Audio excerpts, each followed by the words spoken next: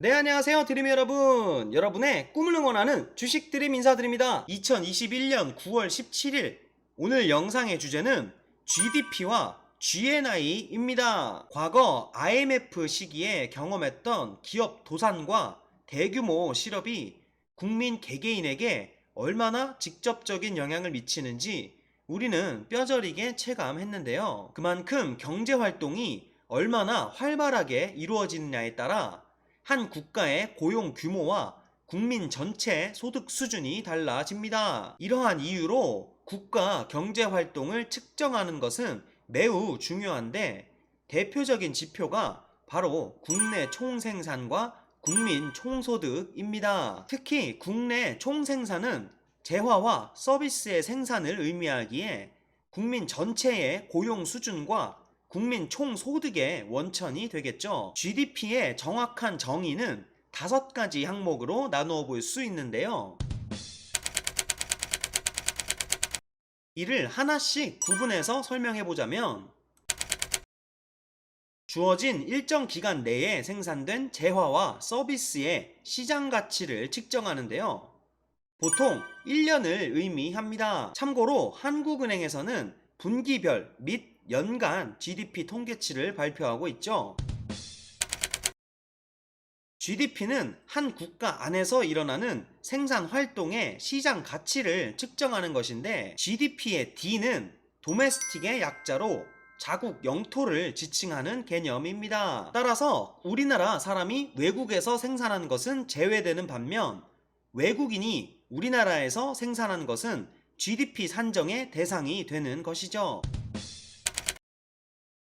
해당 기간 자국 영토 안에서 생산된 재화와 서비스만을 대상으로 하는데요. 생산과 관계없는 것은 제외됩니다. 대표적으로 주식 매각 대금, 기존 주택의 매매, 중고 상품의 거래, 주부의 가사노동 등은 제외되죠. 최종 재화와 서비스를 생산하기 위해 투입된 중간재의 가치는 GDP 계산에서 제외되는데요. 중간재의 가치까지 GDP 계산에 포함되면 중복으로 계산되는 문제가 발생하기 때문입니다. 참고로 중간재란 가공 생산품 가운데 최종 소비자가 아니라 생산자가 생산 과정에 투입물로 사용하는 재화를 말합니다. 예를 들어 빵만 생산되는 경제가 있다고 가정했을 때 농부가 100만원 어치의 밀을 생산해 제분업자에게 넘기고 이를 사용해 200만원 어치의 밀가루를 만들어 제빵업자에게 넘깁니다. 이후 제빵업자가 밀가루를 사용해 300만원어치의 빵을 만들었다면 GDP는 300만원이 되는 거죠. 즉 GDP는 최종 생산품만을 가지고 계산합니다. GDP는 시장에서 거래되는 금액을 기준으로 계산하는데요. 이렇게 하는 이유는 생산물의 종류에 따라 물리적 단위가 달라서 단순 합계가 불가능하기 때문입니다. 또한 시장에서 거래되는 가격을 기준으로 산출하다 보니 시장에서 거래되지 않는 생산물은 GDP 계산에서 제외되죠. GDP를 측정할 때는 총소득, 가계 소비, 기업 투자, 정부 지출, 순수출로 이루어지는데요. 여기서 가계 소비가 보통 약 60%로 가장 큰 비중을 차지합니다. 더 나아가 GDP는 명목 GDP와 실질 GDP로 구분되는데요. 명목 GDP는 해당 연도의 상품 가격을 기준으로 산정한 GDP를 의미합니다. 물가 상승분을 고려하지 않은 GDP인데요. 이는 당해 연도의 경제 활동 규모와 산업 구조를 파악하는 데 유용합니다. 하지만 매년 당해 연도의 상품 가격을 기준으로 산정하기 때문에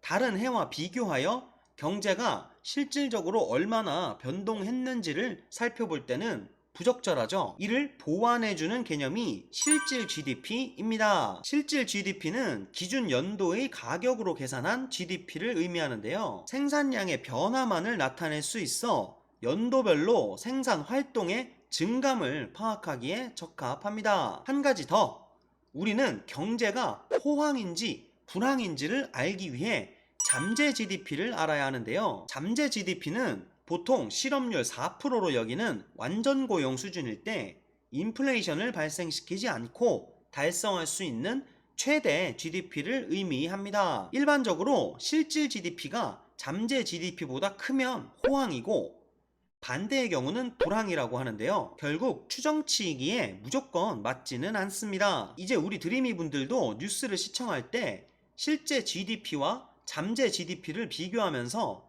현재 우리나라 경제의 상태를 어느 정도 가늠해 보실 수 있을 겁니다.